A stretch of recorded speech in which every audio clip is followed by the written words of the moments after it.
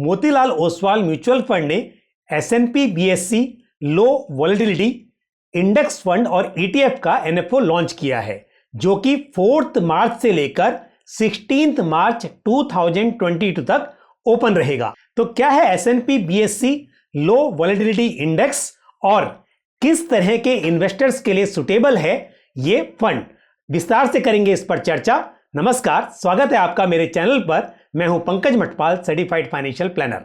Volatility का मतलब होता है हिंदी में अस्थिरता, यानी कि उतार चढ़ाव। S&P BSE low volatility index S&P BSE large and mid cap index की सिलेक्टेड 30 कंपनीज हैं। ये कंपनीज उनके स्टैंडर्ड डिविएशन के आधार पर लास्ट 252 ट्रेडिंग सेशंस में लोएस्ट वॉलेटिलिटी को ध्यान में रखते हुए सिलेक्ट की जाती हैं। और ये जो 30 कंपनीज हैं, यहां पर 5% का कैप है, यानी कि जो एलोकेशन है वो किसी एक कंपनी में 5% से ज्यादा नहीं हो सकता है। अक्सर कहा जाता है कि हाई रिस्क हाई रिटर्न, लेकिन यदि देखा जाए तो लॉन्ग टर्म में ये हर वक्त सही साबित नहीं होता है। और साथ ही यदि लो वोलेटाइल स्टॉक्स हो या आपके पोर्टफोलियो की वॉलेटिलिटी कम हो, तो इसका मतलब गिरते हुए मार्केट में आपका पोर्टफोलियो कम गिरेगा, ऐसी उम्मीद की जा सकती है। तो ऐसा नहीं है कि आपको लो वॉलेटिलिटी इंडेक्स हमेशा ब्रॉडर मार्केट के मुकाबले या इसका जो बेंचमार्क है लार्ज एंड मिड कैप, उसके मुकाबले हमेशा बेहतर रिटर्न ही देगा। यहां पर हम कुछ समझने की कोशिश करते हैं। यदि हम एज ऑन 28 फेब 2022 के हिसाब से डेटा पर नजर डालें तो आप देखेंगे कि जहां एक और S&P BSE low volatility index ने लास्ट 1 ईयर में 10.83% का रिटर्न डिलीवर किया है, वहीं S&P BSE large and mid cap index ने 17.49% का रिटर्न डिलीवर किया है। तो इसका मतलब large and mid cap index का रिटर्न लो वॉलेटिलिटी इंडेक्स के मुकाबले बेटर रहा है। 3 इयर्स में यदि देखें तो 3 इयर्स में भी सिचुएशन ऑलमोस्ट सेम है, जहां लो वॉलेटिलिटी इंडेक्स का रिटर्न 15.72% रहा है, वहीं S&P BSE large and mid cap index का रिटर्न 17.59% रहा है। और 5 इयर्स की बात करें तो 5 इयर्स के पीरियड में जहां S&P BSE low volatility index ने रिटर्न डिलीवर किया है 14.61, वहीं large and mid cap index ने डिलीवर किया है 14.54, यानी कि स्लाइटली लोअर। और यदि 10 इयर्स का पीरियड देखें तो यहां पर S&P BSE low volatility index का रिटर्न है 14.03% और वहीं S&P BSE large and mid cap TRI index का रिटर्न है 16.75%। ये सभी रिटर्न जो मैंने बात की है, ये टोटल रिटर्न इंडेक्स की मैं बात कर रहा हूं।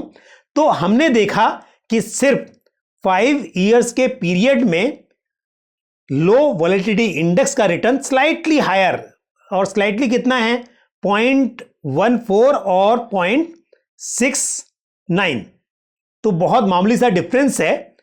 Otherwise most of the cases में ब्रॉडर मार्केट का रिटर्न स्ट्रेटेजी इंडेक्स के मुकाबले बेहतर रहा है। हालांकि बात यहां पर सिर्फ रिटर्न्स की नहीं है, क्योंकि लो वॉलेटिलिटी इंडेक्स का मतलब है ऐसे स्टॉक्स को बाय करना जिसमें उतार चढ़ाव की संभावना कम हो। और यदि हम कैलेंडर ईयर बेसिस पर रिटर्न्स की बात करें तो लास्ट 16 इयर्स में से, यानी कि 2007 से लेकर 2022 तक 16 में से 9 टाइम लो वॉलेटिलिटी TRI इंडेक्स की performance S&P BSE large mid cap TRI index के मुकाबले बेहतर रही है। तो ऐसा नहीं है कि हमेशा एक ही इंडेक्स ने बेटर परफॉर्म किया है, ऑलमोस्ट आप 50-50 मान के चल सकते हैं। यह मैं इसलिए बताना चाह रहा हूं क्योंकि ऐसा नहीं है कि इस स्कीम से आप ब्रॉडर मार्केट के मुकाबले बेहतर रिटर्न की उम्मीद करें। इस इंडेक्स का ऑब्जेक्टिव दूसरा है, यानी कि उतार चढ़ाव की संभावना कम रहे आपके पोर्टफोलियो में, यह इसका मकसद है। लेकिन रिटर्न्स के हिसाब से बात करें तो ये प्रूव नहीं करता है कि इस इंडेक्स की परफॉर्मेंस ब्रॉडर मार्केट के मुकाबले हमेशा बेहतर रही है। लेकिन यदि आप गिरते मार्केट की बात करें तो यहां पर आप देख सकते हैं कि यदि हम बात करें ग्लोबल फाइनेंशियल क्राइसिस की 4 अप्रैल 2008 से लेकर 27 फरवरी 2009 के बीच, जहां S&P BSE large mid TRI index 43.1% के रेट से गिरा, वहीं पर S&P BSE low volatility TRI index में 32.0% की गिरावट दर्ज की गई। इसी तरह से यदि आप 1 जनवरी 2013 से लेकर 30 अगस्त 2013 टेपर टेंट्रम की बात करें तो उस वक्त पर भी आप देख सकते हैं कि S&P BSE low volatility TRI index में S&P BSE large mid cap TRI index के मुकाबले कम गिरावट दर्ज की गई। युआन डिवैल्यूएशन की बात करें यानी कि 3 अगस्त 2015 से लेकर 29 फरवरी 2016 के बीच, या फिर कोविड-19 पेंडेमिक की बात करें 19 फरवरी 2020 से 23 मार्च 2020 के बीच, इस पीरियड में भी आप देखेंगे कि ये जो गिरावट है वो S&P BSE large mid cap TRI index में वॉलेटिलिटी इंडेक्स के मुकाबले ज्यादा रही है। तो यानी कि गिरावट के समय हमने देखा कि लो वॉलेटिलिटी इंडेक्स में गिरावट ब्रॉडर मार्केट के मुकाबले या ब्रॉडर मार्केट इंडेक्स के मुकाबले कम देखी गई है, और वही इस इंडेक्स का मकसद है। और यदि हम रिकवरी की बात करें तो जब जब गिरावट आई उसके बाद रिकवरी के समय यदि आप ध्यान दें यहां पर, तो 27 फरवरी 2009 से 28 फरवरी 2010 के बीच, यानी कि ग्लोबल क्राइसिस के बाद की जो रिकवरी है उस फेज में आप देख सकते हैं कि ब्रॉडर मार्केट इंडेक्स में 97.5% की ग्रोथ रही, और वहां पर S&P BSE low volatility TRI index में ये ग्रोथ 91.7% रही। तो थोड़ी सी कम है S&P BSE large mid index के मुकाबले। इसी तरह से टेपर टेंट्रम की जो बात कर रहा था, उसके बाद जो रिकवरी देखी गई 30 अगस्त 2013 से 31 अगस्त 2014 के बीच, यहां पर भी जहां एक और लो वॉलेटिलिटी TRI इंडेक्स में रिकवरी 46.2% यानी कि इस रेट से ग्रोथ हुई, वहीं पर लार्ज मिड TRI इंडेक्स में ग्रोथ 49.6% की है। और इसी तरह से युआन डिवैल्यूएशन के बाद जो रिकवरी थी या कोविड-19 पेंडेमिक के जो गिरावट आई और उसके बाद हमने रिकवरी देखी, इन सभी केसेस में ये जो रिकवरी है वो थोड़ी सी कम रही है लो वॉलेटिलिटी TRI इंडेक्स में। तो कहने का मतलब यह है कि गिरावट में यदि आप देखेंगे तो गिरावट कम रही है, और जब रिकवरी आई है तो उस वक्त भी ये रिकवरी ब्रॉडर इंडेक्स में तेजी से हुई है as compare to S&P BSE low volatility index के मुकाबले। क्योंकि वीडियो में आज 5 मार्च 2022 को रिकॉर्ड कर रहा हूं, तो कल यानी कि 4 मार्च 2022 को मार्केट में गिरावट थी, क्योंकि ये यूक्रेन रशिया वॉर क्राइसिस के बीच मार्केट में उतार चढ़ाव बना हुआ है। और हम बात कर रहे हैं कल की यानी कि 4 मार्च 2022 की। यहां पर जहां निफ्टी 50 में 1.53% की गिरावट दर्ज की गई, वहीं S&P BSE low volatility index में गिरावट 1.59% की रही। तो ऐसा नहीं है कि लो वॉलेटिलिटी इंडेक्स हमेशा कम ही गिरावट दिखाएगा, यहां पर भी डिपेंड करता है ये जो 30 स्टॉक्स हैं उनकी परफॉर्मेंस कैसी है। और यहां स्क्रीन पर आप देख सकते हैं कि 30 में से सिर्फ 3 स्टॉक्स यानी कि ITC, एबट इंडिया और इंफोसिस ये हरे निशान के साथ बंद हुए, बाकी के 27 स्टॉक्स में यहां पर गिरावट देखी गई। और इन 30 स्टॉक्स में से कुछ स्टॉक्स जैसे कि डाबर, हीरो मोटोकॉर्प, NHPC और मारुति में गिरावट 4% से भी अधिक की रही। ये सब डेटा मैं इसके लिए एक्सप्लेन कर रहा हूं क्योंकि आप ये समझ सकें कि यदि आप इस तरह के इंडेक्स फंड में इन्वेस्ट कर रहे हैं तो ये बात ध्यान से समझ लें कि यहां पर ना तो ये साबित होता है कि रिटर्न्स आपको ब्रॉडर मार्केट के मुकाबले बेहतर मिल पाएंगे, और ना ही ये बात साबित होती है कि ये जो गिरावट है ये बहुत ही कम होगी। हां, क्योंकि इस इंडेक्स का ऑब्जेक्टिव यही है कि ये गिरते मार्केट में कम गिरे और बढ़ते मार्केट में चाहे बहुत अच्छे रिटर्न ना दे, लेकिन यहां पर उतार चढ़ाव की संभावना कम रहे। तो ये संभावना जरूर कम रहेगी, लेकिन हमेशा यह बात साबित नहीं हो पाएगी कि ये इंडेक्स आपको ब्रॉडर मार्केट के मुकाबले बेहतर रिटर्न देगा या आपके पोर्टफोलियो में गिरावट हमेशा कम ही रहेगी।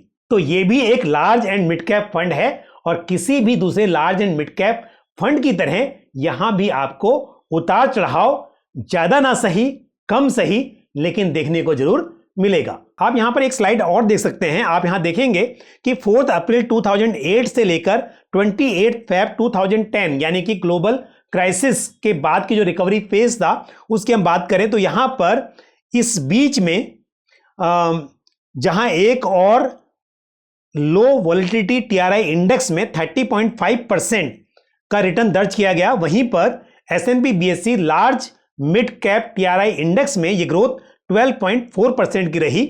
टेपर टेंट्रम 1 जनवरी 2013 से 31 अगस्त 2014 के बीच लो वॉलेटिलिटी इंडेक्स टीआरआई इंडेक्स की मैं बात कर रहा हूं, यह ग्रोथ 43.7% है और S&P BSE large mid TRI index में यह 36.5% है। युआन डिवैल्यूएशन 3 अगस्त 2015 से 28 फरवरी 2017 के बीच लार्ज एंड मिड टीआरआई में 9.3% और लो वॉलेटिलिटी में 12.9% ये ग्रोथ देखी गई है। और कोविड-19 के इस पीरियड में 19 फरवरी 2020 से लेकर 31 मार्च 2021 के बीच जहां large and mid TRI index की परफॉर्मेंस 24.2% रही है, वहीं लो वॉलेटिलिटी टीआरआई इंडेक्स की परफॉर्मेंस 30.5% रही है। तो यानी कि gaining more by losing less आप कह सकते हैं कि जब मार्केट में रिकवरी आई है तो उस वक्त यहां पर अच्छी तेजी देखने को मिली है और गिरावट के वक्त में गिरावट कम रही है, लेकिन किसी भी मार्केट इंडेक्स की तरह यहां भी उतार चढ़ाव आपको देखने को मिलेगा। और यदि हम बात करें Motilal Oswal SNP BSE low volatility index fund की, तो यहां पर NFO as well as ongoing offer के दौरान आप लमसम या एसआईपी कुछ भी करना चाहें मिनिमम 500 रुपीज और उसके बाद 1 रुपी के मल्टीपल्स में इन्वेस्टमेंट कर सकते हैं। एनएफओ पीरियड मैंने आपको बताया कि 4 मार्च से लेकर 16 मार्च तक ये ओपन है और उसके बाद 23 मार्च को यूनिट्स अलॉट हो जाएंगी। उसके बाद ऑन गोइंग बेसिस पर इन्वेस्टर्स यहां पर इन्वेस्ट कर सकेंगे। और इंडिकेटिव एक्सपेंस रेशियो इस फंड में रेगुलर प्लान में 1% और डायरेक्ट प्लान में 0.40% रहेगा। यदि विद इन 15 डेज इन्वेस्टर्स अपने यूनिट्स को रिडीम करते हैं तो यहां पर 1% का एग्जिट लोड एप्लीकेबल है और 15 डेज के बाद यूनिट्स को रिडीम करने पर कोई एग्जिट लोड एप्लीकेबल नहीं होगा। और यदि हम बात करें Motilal Oswal SNP BSE low volatility ETF की, तो यहां पर भी एनएफओ के दौरान मिनिमम 500 रुपीज और फिर 1 रुपी के मल्टीपल्स में इन्वेस्टमेंट किया जा सकता है। ऑन गोइंग ऑफर के दौरान यानी कि एक बार लिस्टिंग के बाद investors minimum 1 units of ETF buy कर सकेंगे और यहां पर इंडिकेटिव एक्सपेंस रेशियो 0.35% रहेगा। ईटीएफ में कोई एग्जिट लोड भी एप्लीकेबल नहीं होगा। तो ये थी कुछ जानकारी S&P BSE low volatility index के बारे में और साथ ही मोतीलाल ओसवाल के एनएफओ पर। तो मेरे हिसाब से ऐसे निवेशक जो एक large and mid cap index fund में इन्वेस्ट करना चाहते हो और जिनका ऑब्जेक्टिव एक एक्टिवली मैनेज फंड के मुकाबले यह हो कि चाहे रिटर्न्स थोड़े कम हो लेकिन पोर्टफोलियो में उतार चढ़ाव की संभावना कम रहे, ऐसे निवेशक इस तरह के फंड में या इस एनएफओ में इन्वेस्ट करने पर विचार कर सकते हैं। तो यह फंड ऐसा नहीं है जिस पर मैं ये कहूं कि हर इन्वेस्टर के पोर्टफोलियो में यह फंड होना ही चाहिए। तो यदि आपने पहले से large and mid cap funds में इन्वेस्टमेंट किया हुआ है तो आप इस एनएफओ को या इस तरह के फंड को स्किप कर सकते हैं। मुझे उम्मीद है ये जानकारी को पसंद आई होगी। इस वीडियो को लाइक करना और शेयर करना ना भूलें और साथ ही यदि आपका कोई सवाल हो इस एनएफओ को लेकर या फिर पर्सनल फाइनेंस से जुड़ा हुआ तो आप कमेंट बॉक्स में पोस्ट कर सकते हैं। और दोस्तों साथ ही आप मुझे इंस्टाग्राम पर भी फॉलो करें। मेरा हैंडल पंकज मटपाल के नाम से ही है, जैसा मेरा चैनल है मेरे पर्सनल नाम से, उसी नाम से मेरा इंस्टाग्राम हैंडल है, तो वहां पर भी आप मुझे फॉलो कर सकते हैं। आज के वीडियो में इतना ही, अगले वीडियो में आपसे फिर मुलाकात होगी। थैंक यू, जय हिंद। म्यूचुअल फंड निवेश बाजार जोखिमों के अधीन है। योजना से संबंधित सभी दस्तावेजों को ध्यान से पढ़ें।